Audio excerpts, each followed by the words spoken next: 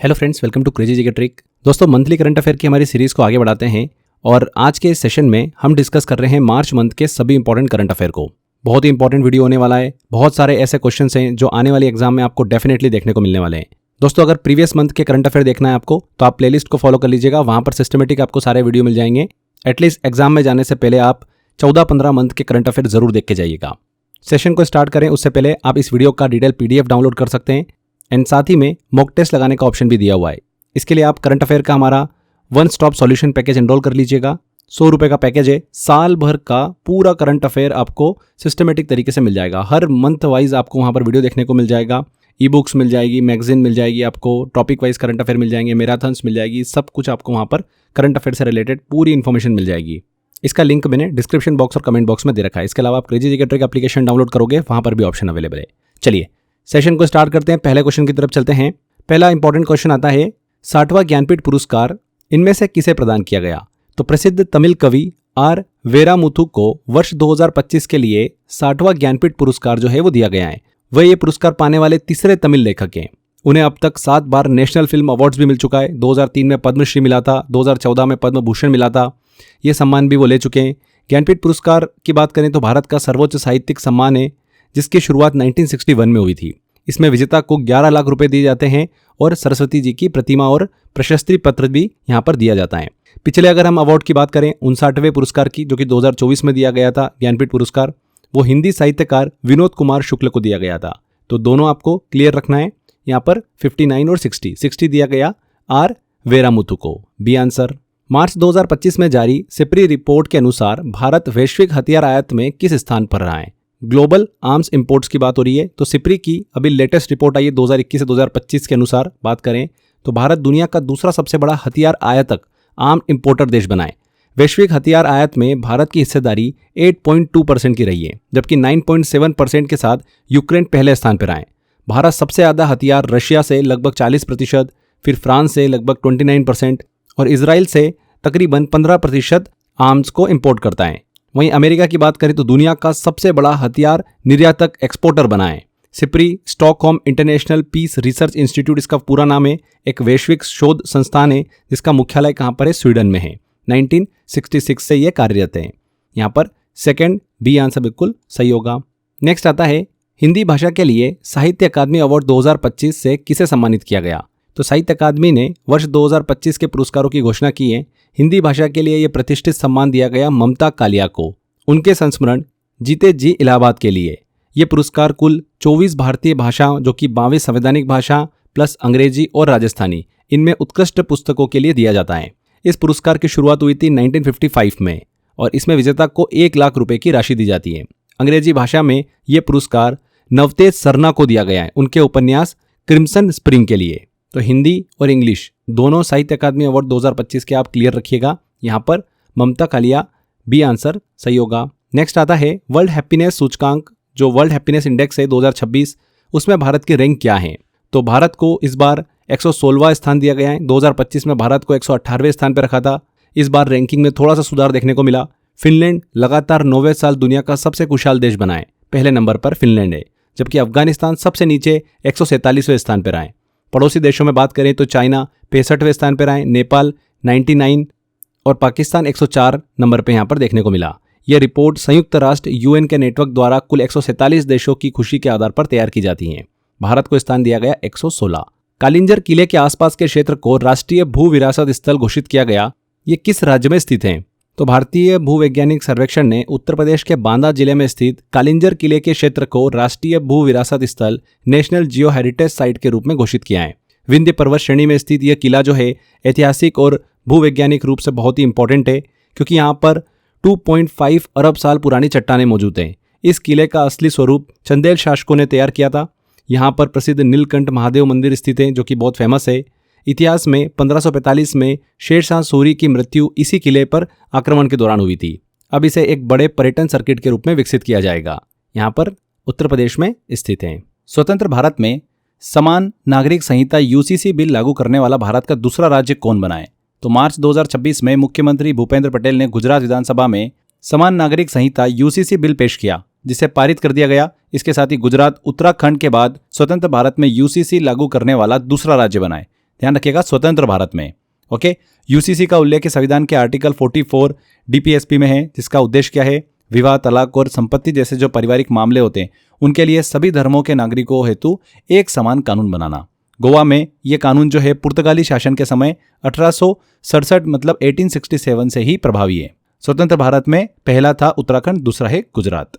Next आता है 35th Saraswati सम्मान 2025 से किस लेखक को सम्मानित किया गया। तो वर्ष 2025 का 35वां सरस्वती सम्मान प्रसिद्ध बंगाली लेखक राम कुमार मुखोपाध्याय को दिया गया, उनके उपन्यास हारा पार्वती कथा के लिए। ये उपन्यास ग्रामीण समाज और आम लोगों के जीवन, संघर्ष और मानवीय भावनाओं पर आधारित हैं। सरस्वती सम्मान की शुरुआत 1991 में के बिरला फाउंडेशन के द्वारा की गई थी। ये पुरस्कार संविधान की 8वीं अनुसूची में दर्ज भाषाओं में पिछले 10 वर्षों में प्रकाशित उत्कृष्ट साहित्य के लिए दिया जाता है। पहला सरस्वती सम्मान किसे दिया गया था, डॉक्टर हरिवंश राय बच्चन को, यहाँ पर राम कुमार मुखोपाध्याय। हाल ही में लॉन्च की गई पुस्तक Karuna the power of compassion के लेखक कौन है। तो नोबेल शांति पुरस्कार विजेता कैलाश सत्यार्थी ने अपनी नई पुस्तक Karuna the power of compassion launch करी है। इस पुस्तक में उन्होंने बताया कि करुणा दुनिया को बदलने की एक बड़ी शक्ति है। मध्य प्रदेश के विदिशा में जन्मे कैलाश सत्यार्थी ने 1980 में बचपन बचाओ आंदोलन की शुरुआत की थी। उन्हें इन्हीं सामाजिक कार्यों के लिए 2014 में पाकिस्तान की मलाला यूसुफजई के साथ संयुक्त रूप से नोबेल शांति पुरस्कार से सम्मानित किया जा चुका है। किसके द्वारा लिखी गई पुस्तक है, कैलाश सत्यार्थी। इंपॉर्टेंट क्वेश्चन है। नेक्स्ट आता है नागालैंड के 23वें राज्यपाल के रूप में किसने शपथ ली है। तो मार्च 2026 में नंद किशोर यादव ने नागालैंड के 23वें राज्यपाल गवर्नर के रूप में शपथ ली। उनकी नियुक्ति राष्ट्रपति द्रौपदी मुर्मू के द्वारा की गई। नंद किशोर यादव बिहार के वरिष्ठ भाजपा नेता हैं और बिहार विधानसभा के अध्यक्ष भी रह चुके हैं। उन्होंने अजय कुमार भल्ला का स्थान लिया है। नेक्स्ट आता है 98वें अकादमिक पुरस्कार मतलब ऑस्कर पुरस्कारों में सर्वश्रेष्ठ फिल्म का पुरस्कार किस फिल्म को मिला है। तो 15 मार्च 2026 को लॉस एंजलिस के डॉल्बी थिएटर में आयोजित 98वें ऑस्कर अवार्डों में बात करें सर्वश्रेष्ठ फिल्म पुरस्कार की, तो वन बैटल आफ्टर अनदर को सर्वश्रेष्ठ फिल्म का खिताब दिया गया। इस फिल्म ने कुल 6 ऑस्कर जीतकर समारोह में अपना दबदबा बनाया है, जबकि फिल्म सीनर को सबसे ज्यादा नॉमिनेशन मिले, 16 नॉमिनेशन। इसी फिल्म के लिए पॉल थॉमस एंडरसन को सर्वश्रेष्ठ निर्देशक मतलब डायरेक्टर और माइकल बी जॉर्डन को सर्वश्रेष्ठ अभिनेता भी चुना गया। ऑस्कर पुरस्कार से रिलेटेड मैंने एक डेडिकेटेड वीडियो बना रखा है, आप वो वीडियो देख लीजिएगा। उसमें टू द पॉइंट वो सारी इन्फॉर्मेशन मैंने कवर करी है जो एग्जाम में पूछी जाती है। टेस्ट भी उसमें मैंने इंक्लूड करा है, अच्छे अच्छे क्वेश्चंस लिए हैं। आप वो वीडियो ज़रूर देख के जाइएगा, सर्च कर लीजिएगा क्रेजी जीके ट्रिक ऑस्कर 2026, ठीक है। ये सर्च करेंगे आपको वीडियो मिल जाएगा। यहाँ पर बात की गई है बेस्ट पिक्चर अवार्ड की, तो वो है वन बैटल आफ्टर अनदर। अगला क्वेश्चन आता है केंद्रीय गृह मंत्री अमित शाह द्वारा नई दिल्ली में जनगणना 2027 के लिए लॉन्च किए गए शुभंकर के नाम क्या है। मॉस्कट की बात हो रही है, तो केंद्रीय गृह मंत्री ने जनगणना 2027 सेंसस 2027 के लिए प्रगति और विकास नाम के 2 शुभंकर मॉस्कट लॉन्च किए हैं। यह भारत की पहली डिजिटल जनगणना होगी जिसे सीडेक द्वारा विकसित किया गया है। यह भारत की 16वीं और आज़ाद भारत की 8वीं जनगणना है। जनगणना 2 चरणों में होगी। पहला चरण अक्टूबर 2026 पहाड़ी राज्यों में और दूसरा चरण मार्च 2027 पूरे भारत में शुरू होगा। खास बात यह है कि इस बार पहली बार जाति आधारित जनगणना और स्वगणना की सुविधा भी जोड़ी गई है। प्रगति और विकास, ये आंसर सही होगा। आईसीसी T20 विश्व कप 2026 के फाइनल मैच में मैन ऑफ द मैच का खिताब किस खिलाड़ी को मिला है। तो भारत ने आईसीसी पुरुष T20 विश्व कप 2026 के फाइनल में न्यूजीलैंड को हराकर तीसरी बार ये टाइटल अपने नाम किया। अहमदाबाद के नरेंद्र मोदी स्टेडियम में खेले गए फाइनल मैच में जसप्रीत बुमराह ने बहुत ही शानदार गेंदबाजी करते हुए 15 रन देकर 4 विकेट लिए, जिसके लिए उन्हें मैन ऑफ द मैच चुना गया। वहीं संजू सैमसन को पूरे टूर्नामेंट में 321 रन बनाने के लिए प्लेयर ऑफ द टूर्नामेंट के रूप में चुना गया। इस जीत के साथ ही भारत लगातार 2 बार 2024 और 2026 में चैंपियन बनने वाली पहली टीम बन गई है। आज तक किसी ने भी टाइटल जो है T20 विश्व कप का वो डिफेंड नहीं किया है। इसी के साथ साथ ऐसी कोई भी टीम नहीं है जिसने इस टूर्नामेंट को होस्ट किया है और वो विजेता बनी है, वो भी भारत ने करके दिखाया है। इस टूर्नामेंट की मेजबानी भारत और श्रीलंका ने संयुक्त रूप से करी थी। जसप्रीत बुमराह यहाँ पर करेक्ट होगा। मार्च 2026 में आयोजित अभ्यास लामितीये 2026 भारत और किस देश के बीच संयुक्त सैन्य अभ्यास है। तो भारत और सेशेल के बीच एक संयुक्त सैन्य अभ्यास है। ये मार्च 2026 में इसका 11वां संस्करण सेशेल्स डिफेंस एकेडमी में आयोजित किया गया। इस 12 दिवसीय अभ्यास का मुख्य उद्देश्य क्या है, दोनों सेनाओं के बीच आपसी तालमेल को बढ़ावा देना और हिंद महासागर क्षेत्र में समुद्री सुरक्षा को मजबूत करना। इस अभ्यास की शुरुआत 2001 में हुई थी। यहाँ पर सेशेल्स बिल्कुल करेक्ट होगा।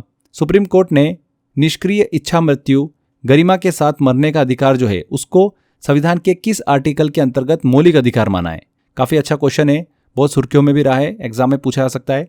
सुप्रीम कोर्ट ने एक ऐतिहासिक फैसले में निष्क्रिय इच्छा मृत्यु को संविधान के आर्टिकल 21 जीवन का जो अधिकार है उसके तहत मौलिक अधिकार माना है। कोर्ट ने स्पष्ट किया है कि गरिमा के साथ मरने का अधिकार भी जीवन के अधिकार का ही हिस्सा है। यह निर्णय 13 वर्षों से कोमा में जैसी स्थिति में पड़े हरीश राणा के मामले में दिया गया है। हालांकि भारत में सक्रिय इच्छा मृत्यु जो है, जैसे घातक इंजेक्शन देना, वो अभी भी अवैध है। यहाँ पर आर्टिकल 21 बिल्कुल करेक्ट होगा। भारत के 94 शतरंज ग्रैंड मास्टर और पूर्वोत्तर भारत से पहले शतरंज ग्रैंड मास्टर कौन बने हैं? तो वो है असम के 16 वर्षीय मयंक चक्रवर्ती। भारत के 94 शतरंज ग्रैंड मास्टर बने। वे असम और पूरे पूर्वोत्तर भारत नॉर्थ ईस्ट से ये उपलब्धि हासिल करने वाले पहले खिलाड़ी हैं। उन्होंने स्वीडन के स्टॉकहोम में आयोजित 8वें ग्रैंड मास्टर टूर्नामेंट के दौरान अपना अंतिम नॉर्म हासिल किया और FIDE की 2500 रेटिंग की सीमा को पार किया है। मयंक से पहले 93 ग्रैंड मास्टर की बात करें तो वो कौन थे? आरव डेंगला। यह उपलब्धि पूर्वोत्तर भारत में शतरंज के विकास के लिए एक मील का पत्थर मानी जा रही है। मयंक चक्रवर्ती बिल्कुल करेक्ट होगा। BCCI नमन अवार्ड 2026 में बेस्ट इंटरनेशनल क्रिकेटर मेंस का पॉली उम्रीगर अवार्ड किस खिलाड़ी को दिया गया? काफी अच्छा क्वेश्चन है, ऐसे क्वेश्चन बनते हैं एग्जाम में। BCCI द्वारा आयोजित नमन अवार्ड 2026 में शुभमन गिल को बेस्ट इंटरनेशनल क्रिकेटर मेन का पॉली उम्रीगर अवार्ड दिया गया है। वहीं महिला वर्ग में बात करें तो स्मृति मंधाना को यह अवार्ड दिया गया। इसके अलावा राहुल द्रविड़ और रोजर बिन्नी को CK Naidu life time achievement award दिया गया, जबकि मिताली राज को महिलाओं के लिए लाइफ टाइम अचीवमेंट पुरस्कार से सम्मानित किया है। यहाँ पर शुभमन गिल बिल्कुल करेक्ट होगा। आंध्र प्रदेश के मुख्यमंत्री N चंद्रबाबू नायडू ने अमरावती में किस स्वतंत्रता सेनानी की 58 फुट ऊंची कांस्य प्रतिमा स्टेच्यू ऑफ सैक्रिफाइस का अनावरण किया? तो मुख्यमंत्री N चंद्रबाबू नायडू ने अमरावती में स्वतंत्रता सेनानी पोट्टी श्रीरामुलु की 58 फुट ऊंची कांस्य प्रतिमा का अनावरण किया है, जिसे स्टेच्यू ऑफ सैक्रिफाइस नाम दिया गया। पोट्टी श्रीरामुलु ने तेलुगु भाषियों के लिए अलग राज्य की मांग करते हुए 1952 में 58 दिनों का कठिन अनशन किया था, जिसके बाद उनकी मृत्यु हो गई थी। उनके इसी बलिदान के कारण 1 अक्टूबर 1953 को भाषाई आधार पर आंध्र स्टेट का गठन भी हुआ। यह प्रतिमा उनके निस्वार्थ संघर्ष और योगदान का प्रतीक है। यहाँ पर B answer. Election commission of India राष्ट्रीय निर्वाचन आयोग ने 4 राज्य और 1 केंद्र शासित प्रदेश में 2026 के विधानसभा चुनावों की तिथियों की घोषणा करी है। भारत के संविधान के किस आर्टिकल में राष्ट्रीय निर्वाचन आयोग का उल्लेख किया गया है? तो भारतीय निर्वाचन आयोग ने 2026 के विधानसभा चुनावों के लिए असम, केरल, तमिलनाडु, पश्चिम बंगाल और पुडुचेरी का चुनावी कार्यक्रम घोषित किया है। भारत के संविधान के आर्टिकल 324 के तहत निर्वाचन आयोग एक संवैधानिक निकाय है जो कि देश में लोकसभा, राज्यसभा और राज्य विधानसभाओं के चुनाव आयोजित करता है। आर्टिकल 324। नेक्स्ट आता है चापचार कूट किस भारतीय राज्य का प्रमुख सांस्कृतिक उत्सव है? तो चापचार कूट मिजोरम का सबसे महत्वपूर्ण सांस्कृतिक उत्सव है जो कि हर साल मार्च के महीने में वसंत ऋतु के दौरान मनाया जाता है। यह उत्सव झूम खेती का कठिन कार्य समाप्त होने के बाद मिजो समुदाय द्वारा सेलिब्रेट होता है। इसका मुख्य उद्देश्य है कि खेती के कठिन परिश्रम के बाद समुदाय के लोगों को एक साथ लाना और सामूहिक रूप से विश्राम और खुशियां मनाना। किस भारतीय राज्य का प्रमुख सांस्कृतिक उत्सव है? मिजोरम का। FI 24-25 में भारत का सबसे बड़ा कपड़ा निर्यातक राज्य कौन सा बना है? तो वित्त वर्ष 2024-25 में तमिलनाडु भारत का सबसे बड़ा कपड़ा निर्यातक टेक्सटाइल एक्सपोर्टर राज्य बना है। तमिलनाडु ने इस दौरान लगभग $8 बिलियन मूल्य के कपड़ों का निर्यात किया है, वस्त्रों का निर्यात करा है, जो कि भारत के कुल कपड़ा निर्यात का 21.8% है। रैंकिंग की बात करें तो गुजरात लगभग $5.6 बिलियन के साथ दूसरे स्थान पर हैं और 3.8 बिलियन के साथ महाराष्ट्र तीसरे स्थान पर हैं। यहाँ पर तमिलनाडु सही होगा। ग्लोबल टेररिज्म इंडेक्स 2026 में भारत की रैंक क्या है? वैश्विक आतंकवाद सूचकांक की बात हो रही है तो सिडनी स्थित institute for economics and peace द्वारा इस इंडेक्स को जारी किया गया। भारत को यहाँ पर 13वां स्थान मिला है। इस रिपोर्ट के अनुसार पाकिस्तान दुनिया का सबसे अधिक आतंकवाद प्रभावित देश बनकर पहले स्थान पर है। सूचकांक में कुल 163 देशों को रैंक दी गई, जिसमें भारत के पड़ोसी देशों में अफगानिस्तान 11वें नंबर पर है, म्यांमार 14वें स्थान पर है। IEP की बात करें, institute for economics and peace की, तो ये एक अंतर्राष्ट्रीय थिंक टैंक है जो कि दुनिया में शांति और हिंसा के आर्थिक प्रभावों पर शोध करता है और ग्लोबल पीस इंडेक्स भी जारी करता है। यहाँ पर भारत की रैंक रही है 13। गणित का नोबेल पुरस्कार कहा जाने वाला एबेल पुरस्कार 2026 किसे दिया गया? तो जर्मनी के प्रसिद्ध गणितज्ञ हैं, मैथमेटिशियन है गर्ड फोल्टिंगस। उनको वर्ष 2026 के लिए एबेल पुरस्कार से सम्मानित किया है। उन्हें यह पुरस्कार अर्थमेटिक ज्योमेट्री में उनके योगदान के लिए दिया गया। वह यह प्रतिष्ठित सम्मान पाने वाले पहले जर्मन गणितज्ञ भी बने हैं, मैथमेटिशियन। एबेल पुरस्कार को गणित का नोबेल पुरस्कार कहा जाता है। इसे नॉर्वे सरकार द्वारा हर साल दिया जाता है। इसकी शुरुआत 2003 में हुई थी। यहाँ पर गर्ड फोल्टिंगस। राष्ट्रीय पिछड़ा वर्ग आयोग एनसीबीसी का नया अध्यक्ष किसे नियुक्त किया? तो पूर्व केंद्रीय राज्य मंत्री साध्वी निरंजन ज्योति को राष्ट्रीय पिछड़ा वर्ग आयोग का नया अध्यक्ष नियुक्त किया है। उन्होंने हंसराज गंगाराम अहिर का स्थान लिया है। एनसीबीसी एक महत्वपूर्ण संवैधानिक निकाय है जिसे 102वें संविधान संशोधन अधिनियम 2018 के तहत आर्टिकल 338B में शामिल करके संवैधानिक दर्जा दिया गया था। ये जो आयोग है सामाजिक न्याय एवं अधिकारिता मंत्रालय के अंतर्गत आता है और पिछड़े वर्गों के हितों की सुरक्षा एंश्योर करता है। इसकी स्थापना मूल रूप से 1993 में हुई थी। नेक्स्ट आता है मणिपुर हिंसा जांच आयोग के नए अध्यक्ष कौन बने हैं? तो जस्टिस बलबीर सिंह चौहान को मणिपुर हिंसा जांच आयोग का नया अध्यक्ष बनाया गया। उन्होंने जस्टिस अजय लांबा के इस्तीफे के बाद 1 मार्च 2026 को यह पद संभाला है। इस आयोग का गठन 4 जून 2023 को मणिपुर में हुई जातीय हिंसा की जांच के लिए किया गया था। इसका मुख्य उद्देश्य हिंसा के कारणों और घटनाओं की निष्पक्ष जांच करना। किसे नया अध्यक्ष बनाया गया? जस्टिस बलबीर सिंह चौहान को। रणजी ट्रॉफी 2025-26 का खिताब किस टीम ने जीता है? मोस्ट इंपॉर्टेंट क्वेश्चन है, आने वाले एग्जाम में जरूर यह क्वेश्चन पूछा जाएगा आपसे। जम्मू और कश्मीर ने फाइनल में 8 बार के चैंपियन कर्नाटक को हराकर पहली बार रणजी ट्रॉफी 2025-26 का खिताब जीता है। टूर्नामेंट का ये 91 संस्करण था जिसका आयोजन अक्टूबर 2025 से फरवरी 2026 तक हुआ। जम्मू कश्मीर के आकिब नबी को प्लेयर ऑफ द सीरीज के रूप में चुना गया। रणजी ट्रॉफी भारत का एक प्रमुख घरेलू प्रथम श्रेणी का क्रिकेट टूर्नामेंट है जिसे बीसीसीआई द्वारा 1934 से आयोजित किया जा रहा है। पिछला खिताब 2024-25 विदर्भ ने जीता था और 2025-26 का खिताब जीता है जम्मू एंड कश्मीर ने और पहली बार ये टाइटल इन्होंने अपने नाम किया है। अगला आता है सिक्किम सरकार ने पाक्योंग हवाई अड्डे का नाम किस स्वतंत्रता सेनानी के नाम पर रखने की घोषणा करी है?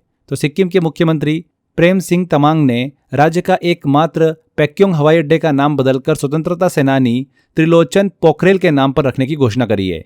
त्रिलोचन पोखरेल की बात करें तो इनको सिक्किम का पहला स्वतंत्रता सेनानी माना जाता है और वे गांधी पोखरेल के नाम से प्रसिद्ध थे। उन्होंने स्वतंत्रता आंदोलन के दौरान सिक्किम में राष्ट्रवादी विचारों को फैलाने में महत्वपूर्ण भूमिका निभाई थी। ये जो हवाई अड्डा है ये राज्य की जो राजधानी है गंगटोक वहां से लगभग 30 किलोमीटर दूर है।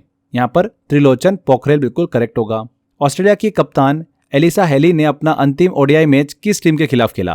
तो ऑस्ट्रेलियाई महिला टीम की दिग्गज कप्तान और विकेटकीपर बल्लेबाज एलिसा हेली ने अपना लास्ट ओडीआई मैच भारत के खिलाफ खेला है। उनके रिटायरमेंट मैच में उन्होंने शानदार बल्लेबाजी करते हुए 98 बॉल्स पर 158 रन बनाए। उन्हें 2018-2019 में ICC women's T20I cricketer of the year का सम्मान भी मिल चुका है।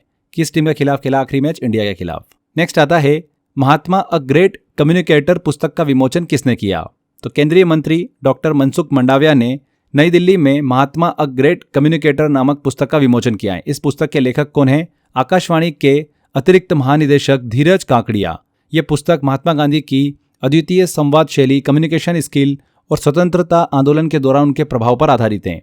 ये किताब हिंदी, इंग्लिश, गुजराती इन भाषाओं में प्रकाशित की गई है। यह पुस्तक दर्शाती है कि कैसे गांधी जी ने अपने संवाद के माध्यम से पूरे देश को एकजुट किया और स्वतंत्रता संग्राम को स्पीड दी थी, गति दी थी। महात्मा अ ग्रेट कम्युनिकेटर पुस्तक का विमोचन किया है डॉक्टर मनसुख मंडाविया ने और लिखा है किसने इसको? धीरज काकड़िया ने।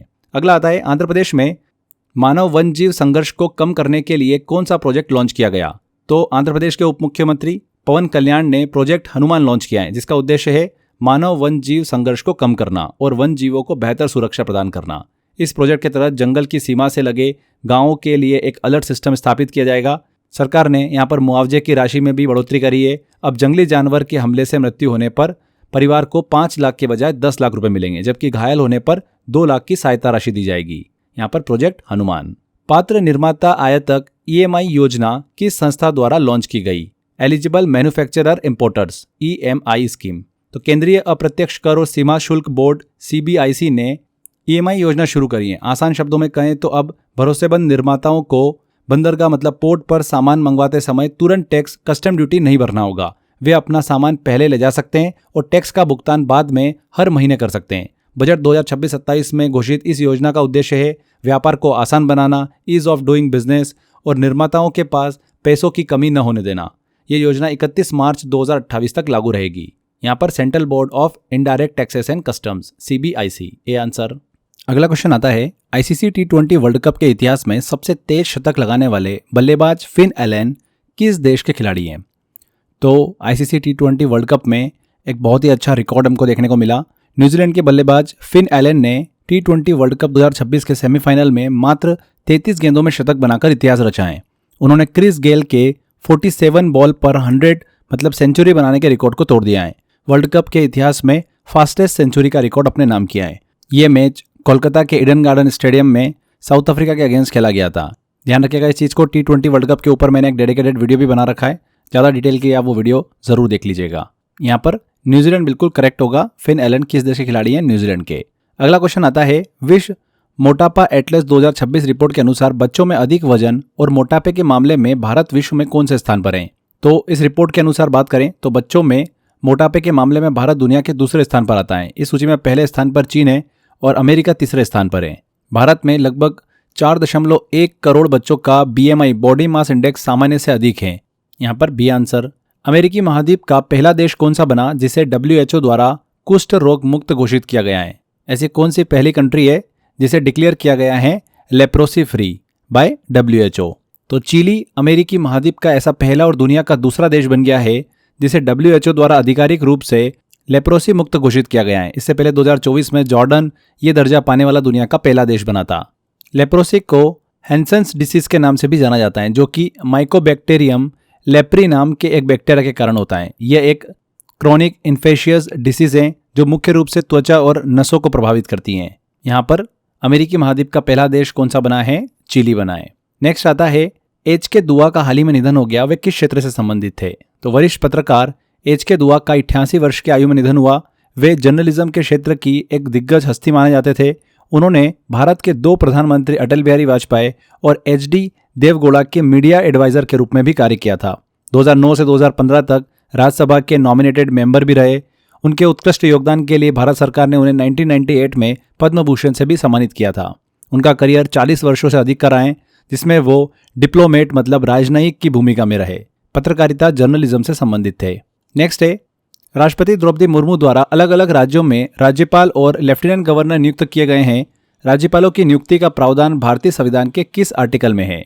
तो हाल ही में राष्ट्रपति जी ने 9 राज्यों और केंद्रशासित प्रदेशों में नए राज्यपाल गवर्नर्स की नियुक्ति की है। भारतीय संविधान के आर्टिकल 155 के तहत राज्यपालों की नियुक्ति का प्रावधान है। राज्यपाल का कार्यकाल आर्टिकल 156 के तहत निर्धारित होता है और वे प्रेसिडेंट की इच्छा तक अपने पद पर बने रहते हैं। नई नियुक्तियों में शिव प्रताप शुक्ला को तेलंगाना और RN रवि को पश्चिम बंगाल का राज्यपाल बनाया गया, जबकि तरनजीत सिंह संधू दिल्ली के नए लेफ्टिनेंट गवर्नर नियुक्त किए गए। यहाँ पर पूछा है कि राज्यपालों की नियुक्ति का प्रावधान भारतीय संविधान के किस आर्टिकल से संबंधित है? आर्टिकल 155। अगला क्वेश्चन आता है, संयुक्त राष्ट्र महिला 2026 रिपोर्ट के अनुसार विश्व में महिलाओं को पुरुषों की तुलना में लगभग कितने प्रतिशत कानूनी अधिकार प्राप्त हैं? तो UN विमेन 2026 की रिपोर्ट के अनुसार वैश्विक स्तर पर महिलाओं को पुरुषों की तुलना में केवल 64% कानूनी अधिकार लीगल राइट्स प्राप्त हैं। रिपोर्ट बताती है कि दुनिया का कोई भी ऐसा देश नहीं है जहां पर पूर्ण लीगल इक्वालिटी हासिल हो। चौंकाने वाली बात यह थी रिपोर्ट में कि 54% देशों में बलात्कार की कानूनी परिभाषा कंसेंट मतलब सहमति पर आधारित नहीं है। यहाँ पर हमने UN विमेन की बात करी। संयुक्त राष्ट्र की एक संस्था है जो कि विमेन एम्पावरमेंट और जेंडर इक्वालिटी को बढ़ावा देने के लिए न्यूयॉर्क मुख्यालय से कार्य करती हैं। यहाँ पर 64%। टाइम पत्रिका द्वारा जारी वुमेन ऑफ द ईयर 2026 सूची में किस भारतीय को शामिल किया गया? तो एजुकेट गर्ल्स संस्था की संस्थापक सफीना हुसैन को टाइम पत्रिका की वुमेन ऑफ द ईयर 2026 की सूची में शामिल किया गया। उन्हें यह सम्मान लड़कियों की शिक्षा, एजुकेशन और जेंडर इक्वालिटी के लिए किए गए उनके कार्यों के लिए मिला है। सफीना ने 2007 में अपना पहला NGO शुरू किया था, जिसे रेमन मैग्सेसे अवार्ड 2025 से भी नवाजा गया। वे इस प्रतिष्ठित सूची में शामिल होने वाली पूरी दुनिया की 16 महिलाओं में से एक हैं। तो बहुत बड़ी उपलब्धि हासिल करी इन्होंने। एक और इम्पॉर्टेंट चीज, इन्होंने लड़कियों की शिक्षा, एजुकेशन की यात्रा पर एवरी लास्ट गर्ल नाम से एक पुस्तक भी लिखी है। तो ये भी ध्यान रखिएगा यहाँ पर सफीना हुसैन। अगला आता है, अटुक्कल पोंगल त्योहार कहाँ पर मनाया जाता है? तो मार्च 2026 में अटुक्कल पोंगल त्योहार केरल के तिरुवनंतपुरम में सेलिब्रेट किया गया। ये 10 दिवसीय उत्सव दुनिया का सबसे बड़ा वुमेन्स गैदरिंग फेस्टिवल भी माना जाता है। उत्सव के 90 दिन महिलाएं चावल, गुड़, नारियल इनसे पोंगला बनाकर देवी अटुक्कलम्मा को अर्पित करती है। साल 2009 में इस उत्सव ने गिनीज वर्ल्ड रिकॉर्ड में भी जगह बनाई थी, जब लगभग 25 लाख महिलाओं ने इसमें पार्टिसिपेट किया था। ये त्योहार नारी शक्ति और भक्ति का एक बहुत ही अद्भुत संगम भी है। केरल राज्य में सेलिब्रेट होता है। नेक्स्ट आता है, महाराष्ट्र सरकार द्वारा भारत की पहली AI संचालित कौशल जनगणना किस नाम से लॉन्च की गई?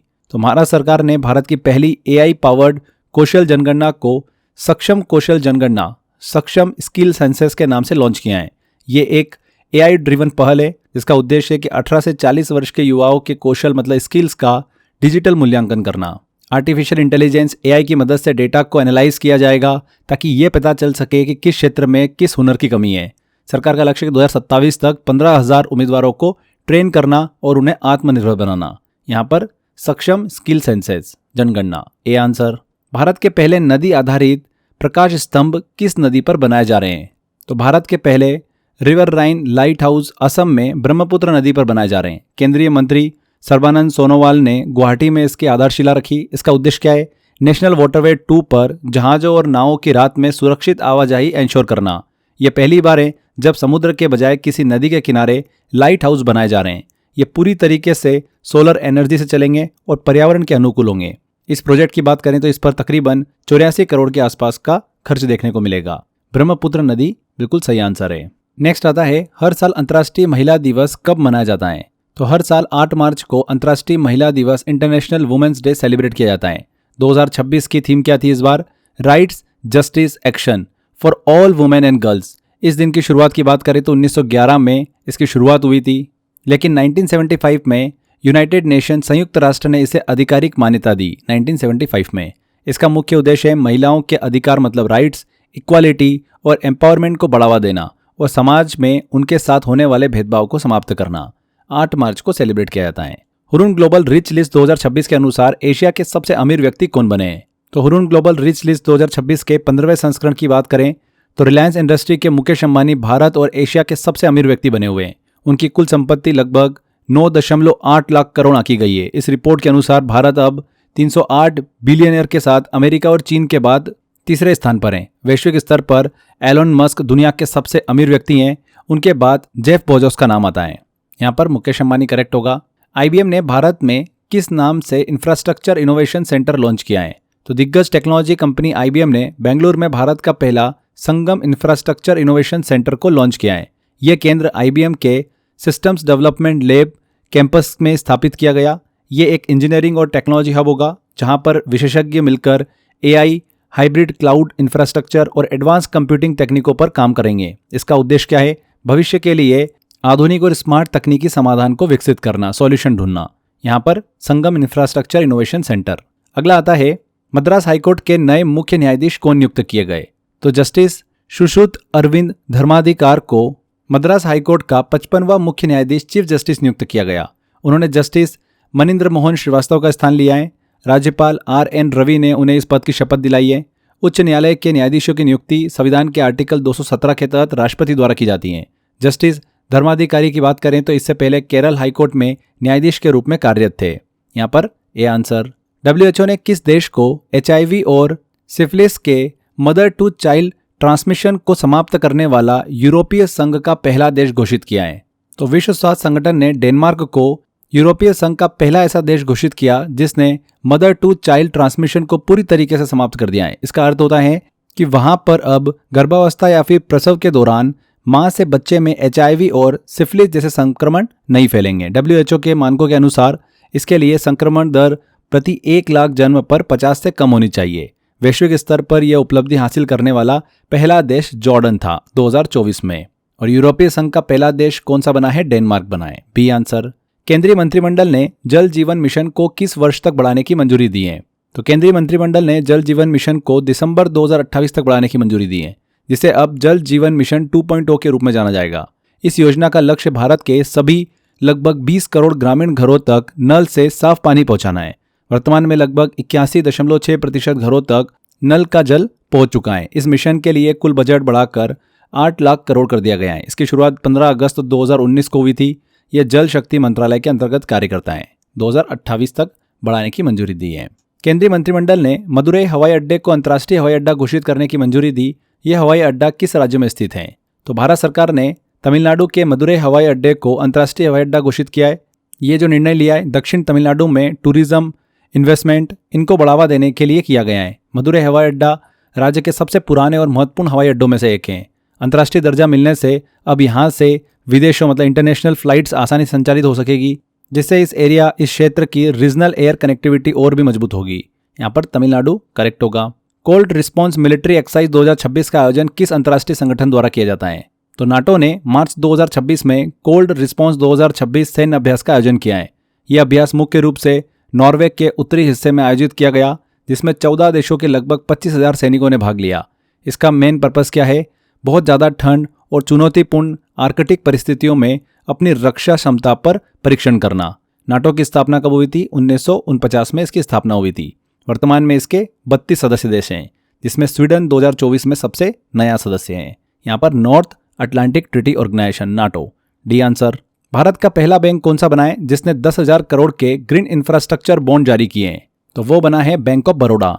10,000 करोड़ के ग्रीन इंफ्रास्ट्रक्चर बॉन्ड जारी करने वाला भारत का पहला घरेलू बैंक बन गया है।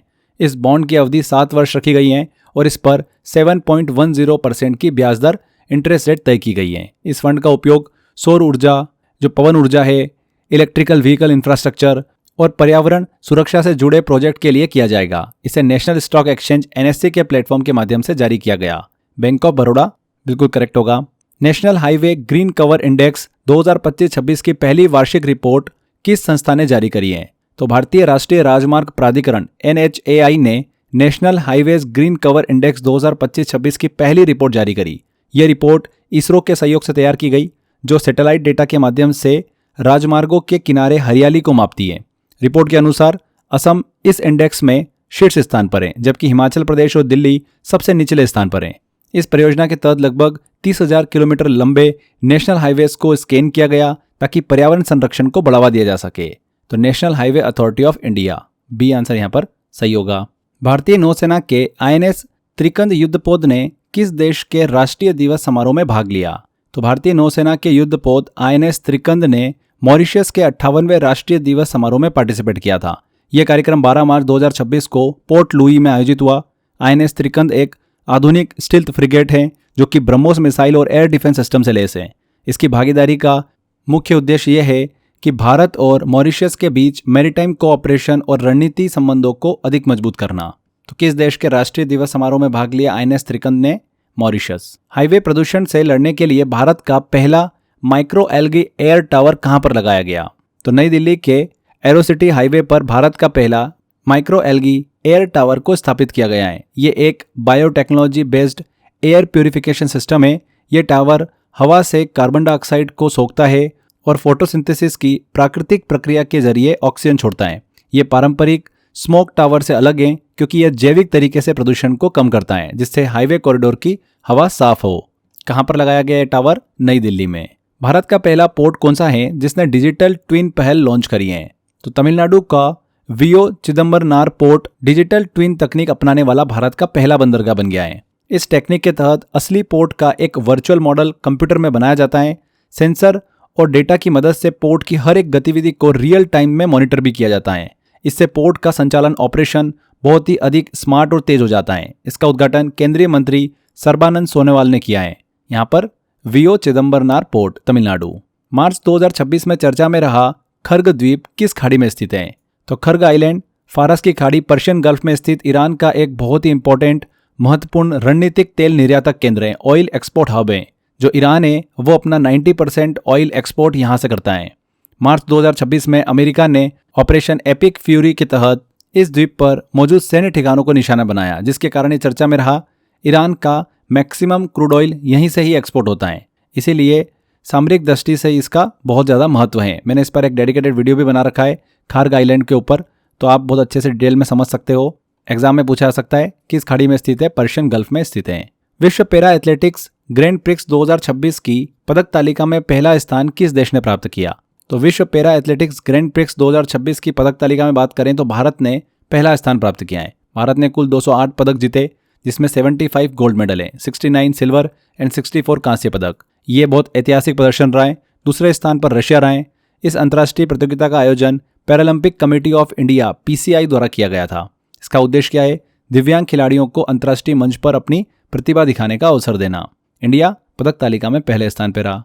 लोअर कोपिली जल विद्युत परियोजना, जिसका हाल ही में उद्घाटन किया गया, किस राज्य में स्थित है? तो प्रधानमंत्री नरेंद्र मोदी ने असम में लोअर कोपिली जल विद्युत परियोजना का उद्घाटन किया। ये 120 मेगावाट की परियोजना है जो कि कौपिली नदी पर स्थित है। यह नदी ब्रह्मपुत्र की सबसे बड़ी साउथ बैंक ट्रिब्यूटरी है। इस प्रोजेक्ट के निर्माण में लगभग 2300 करोड़ रुपए का खर्च आया है। किस राज्य में स्थित है? लोअर कौपिली जल विद्युत परियोजना असम में स्थित है। भारत में ज्ञान भारत मिशन के तहत पांडुलिपि विरासत के लिए राष्ट्रव्यापी सर्वेक्षण शुरू किया गया। ज्ञान भारत मिशन कब प्रारंभ किया गया था? तो ज्ञान भारत मिशन की शुरुआत भारत सरकार द्वारा वर्ष 2025 के केंद्रीय बजट में की गई थी। इसका उद्देश्य क्या है? भारत की प्राचीन पांडुलिपियों जो मैन्यूस्क्रिप्ट्स हैं उनको खोजना, उन्हें सुरक्षित करना और उनका डिजिटलाइजेशन करना है। मार्च 2026 में इसके तहत एक राष्ट्रव्यापी सर्वेक्षण शुरू किया गया। इस मिशन के जरिए लगभग 1 करोड़ पांडुलिपियों को ऑनलाइन आर्काइव में लाने का लक्ष्य लिया गया है ताकि रिसर्चर्स और छात्र इनका उपयोग आसानी से कर सकें।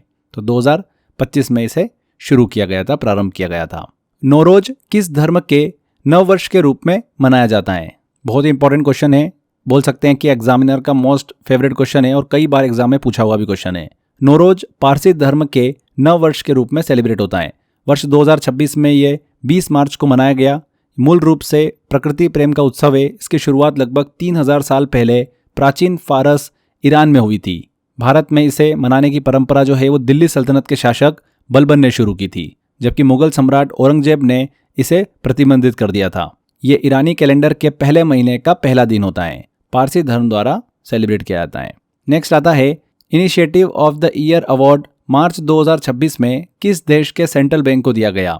तो भारतीय रिजर्व बैंक आरबीआई को मार्च 2026 में initiative of the year award से सम्मानित किया गया है। यह पुरस्कार लंदन स्थित सेंट्रल बैंकिंग संस्था द्वारा दिया गया। आरबीआई को यह सम्मान सभी बैंकों के लिए .bank.in डोमेन अनिवार्य करने के लिए मिला है। भारत ऐसा करने वाला दुनिया का पहला देश है। इस कदम से फर्जी वेबसाइट्स, जो फेक वेबसाइट है, उनके जरिए होने वाले बैंकिंग फ्रॉड कम होंगे और डिजिटल लेन देन बहुत ज़्यादा सुरक्षित भी होंगे। तो किस देश के सेंट्रल बैंक को दिया गया? भारत के सेंट्रल बैंक मतलब आरबीआई को दिया गया, Reserve Bank of India. B answer. Kalinga Institute of Social Sciences मानवीय पुरस्कार 2025 किसे प्रदान किया गया? तो रिलायंस फाउंडेशन की चेयरपर्सन नीता अंबानी को Kalinga Institute of Social Sciences मानवीय पुरस्कार 2025 से सम्मानित किया है। उन्हें पुरस्कार शिक्षा, स्वास्थ्य सेवा, महिला सशक्तिकरण और ग्रामीण विकास के क्षेत्र में उनके उत्कृष्ट योगदान के लिए दिया गया, नीता अंबानी को। अगला आता है स्टॉकहोम वाटर प्राइज 2026 किसे प्रदान किया गया? तो ईरानी वैज्ञानिक हैं कावे मदानी, उनको वर्ष 2026 के स्टॉकहोम वाटर प्राइज से सम्मानित किया गया है। ये पुरस्कार को दुनिया में वाटर का नोबेल प्राइज कहा जाता है। उन्हें पुरस्कार जल संसाधन प्रबंधन, वाटर रिसोर्सेज मैनेजमेंट और पॉलिसी के क्षेत्र में उनके उत्कृष्ट योगदान के लिए दिया गया है। यहाँ पर कावे मदानी। भीम पेमेंट्स ऐप का ब्रांड एम्बेसडर किसे नियुक्त किया गया?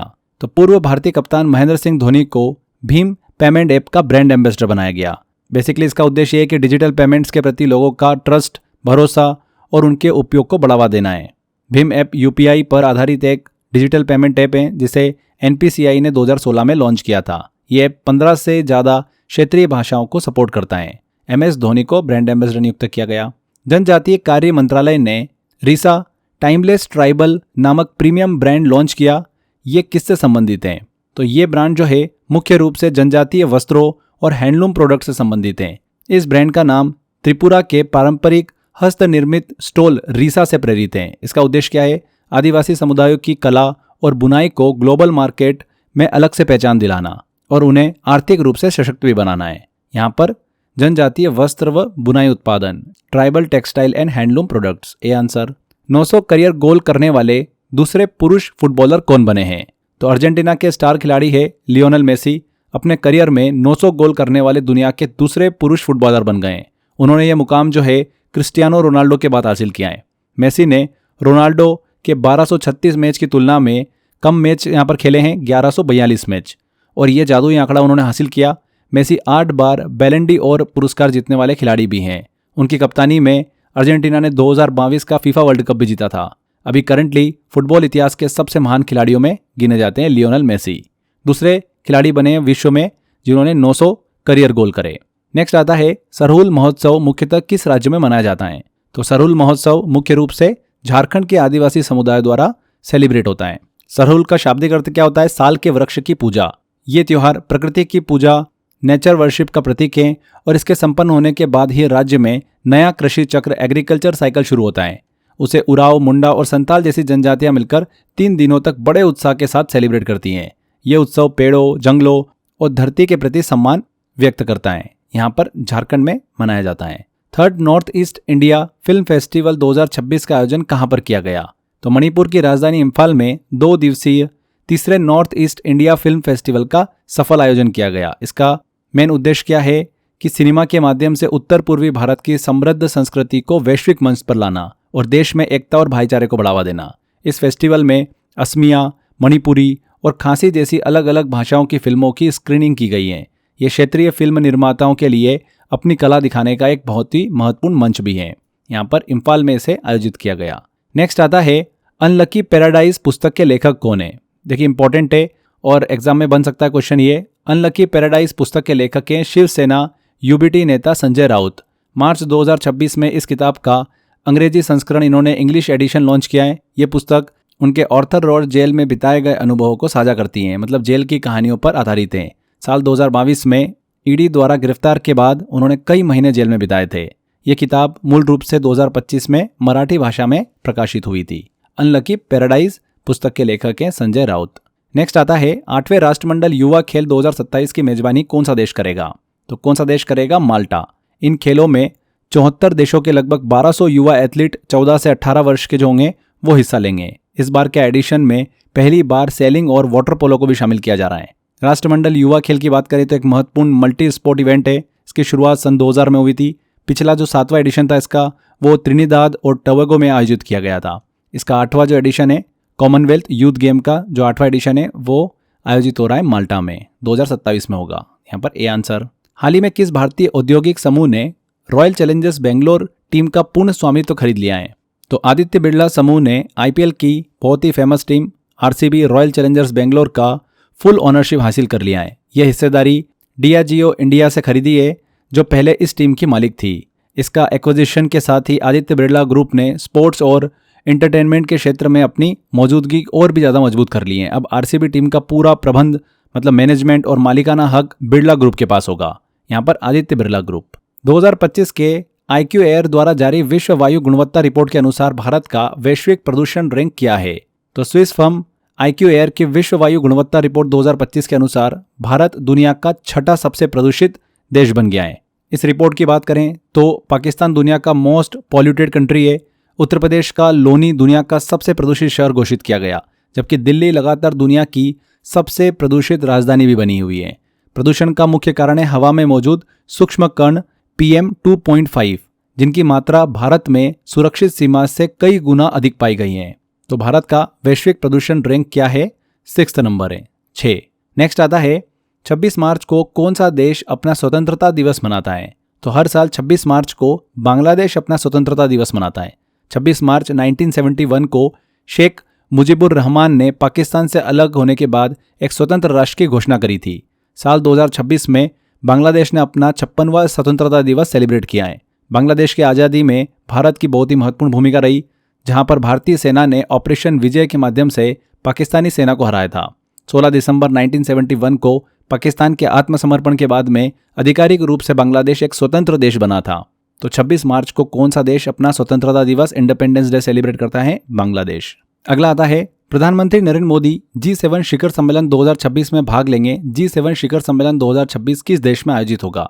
तो प्रधानमंत्री नरेंद्र मोदी फ्रांस के एवियन में आयोजित होने वाले 52वें G7 शिखर सम्मेलन में भाग लेंगे। ये सम्मेलन 15 से 17 जून 2026 को आयोजित होगा। भारत G7 का स्थायी सदस्य नहीं है, लेकिन भारत को इनवाइटेड पार्टनर कंट्री के रूप में आमंत्रित किया गया है। G7 दुनिया की 7 सबसे बड़ी विकसित इकोनॉमी का एक समूह है, जिसमें America, Canada, France, Germany, Italy, Japan और यूके शामिल है। ये समूह वैश्विक GDP का लगभग 40% प्रतिनिधित्व करता है। वर्ष 2025 के सम्मेलन की मेजबानी किसने करी थी? कनाडा ने करी थी। और G7 शिखर सम्मेलन के 52वें समिट की मेजबानी कौन कर रहा है? फ्रांस कर रहा है। फ्रांस के एवियन में आयोजित होगा जून में। ठीक है, तो यहाँ पर बी आंसर। तो फ्रेंड्स, यहाँ पर हमारा ये मंथली करंट अफेयर कंप्लीट होता है। मार्च मंथ के सभी इंपॉर्टेंट करंट अफेयर हमने कंप्लीट करे हैं। बहुत अच्छे अच्छे क्वेश्चंस मैंने लिए हैं। आने वाले टाइम में डेफिनेटली आपको यहाँ से कई सारे क्वेश्चंस देखने को मिलेंगे, अलग अलग एग्जामों में पूछे जाएंगे। तो अच्छे से इन क्वेश्चंस को रिवाइज करिए, इनकी प्रैक्टिस करिए एंड प्रीवियस मंथ के क्वेश्चंस भी कवर करते चलिए। ऑप्शन मैंने आपको बहुत सिस्टमेटिक तरीके से दे रखा है। होता है कि नंबर ऑफ क्वेश्चंस अगर आप देखोगे पिछले, अगर आप 12, 13, 14 मंथ के करंट अफेयर कवर करके जा रहे हो एग्जाम में, तो लगभग आपके पास में 1000 क्वेश्चन हो जाते हैं। अब 1000 क्वेश्चन हम याद तो रख नहीं पाते, बेटर क्या होगा, प्रैक्टिस करें। अब प्रैक्टिस करने के लिए इनका मॉक टेस्ट लगाना होगा बार बार। अगर आप 3-4 बार इन 13-14 मंथ के क्वेश्चंस की प्रैक्टिस कर लेते हो ना, तो आपको वैसे ही सारे क्वेश्चंस याद हो जाएंगे। तो वो प्रैक्टिस आप कहाँ कर सकते हो, उसका ऑप्शन मैंने दे रखा है OSS करंट अफेयर पैकेज में। अब ये पैकेज क्या है, देखिए, वन स्टॉप सॉल्यूशन। OSS नाम ही इसका ये है कि एक ही जगह पर आपको सॉल्यूशन मिल रहा है। करंट अफेयर का सॉल्यूशन आपको यहीं पर ही मिल जाएगा पूरा कंप्लीटली। हर एग्जाम में हम सभी को पता ही है कि लगभग 10% के आसपास GS में करंट अफेयर जो है वो वेटेज लेके बैठा हुआ है, तो वो बहुत ज़रूरी होता है सिलेक्शन के लिए। तो हमने एक ऐसा पैकेज आपके लिए डिज़ाइन करा है कि यहाँ पर आपको कंप्लीट सॉल्यूशन मिल जाए। हर करंट अफेयर का PDF यहाँ पे मिल जाता है, प्रैक्टिस के लिए मॉक टेस्ट मिल जाता है, जैसे मंथली करंट अफेयर मेरा आता है। इसके अलावा मैगजीन आती है हमारी हर मंथ की, शंखनाथ बुक आती है हमारी, मैराथन्स आती है, टॉपिक वाइज करंट अफेयर आते हैं। तो अलग अलग आपको भटकने की ज़रूरत नहीं है, सिस्टमेटिक सारा के सारा आपको इस पैकेज में मिल जाता है। तो बेटर है कि आप इस पैकेज को एनरोल करो, आपके लिए काफ़ी ज़्यादा बेनिफिशियल होगा। हज़ारों बच्चों ने कोर्स ले रखा है ये वाला, और बहुत ज़्यादा फ़ायदा मिल रहा है उनको। आप भी ले सकते हो, बहुत नॉमिनल चार्ज पर अवेलेबल है, 100 रुपये के आसपास की प्राइस है इसकी। लिंक मैंने डिस्क्रिप्शन बॉक्स और कमेंट बॉक्स में दे रखा है। इसके अलावा आप crazy GK trick application download करोगे, वहाँ पर भी आपको ऑप्शन मिल जाएगा। तो आज के सेशन को ये एंड करते हैं। आई होप आपको वीडियो काफ़ी इन्फॉर्मेटिव लगा होगा। ज़्यादा से ज़्यादा वीडियो को लाइक एंड शेयर कर दीजिएगा। मिलते हैं अगले वीडियो में। Till then, bye bye.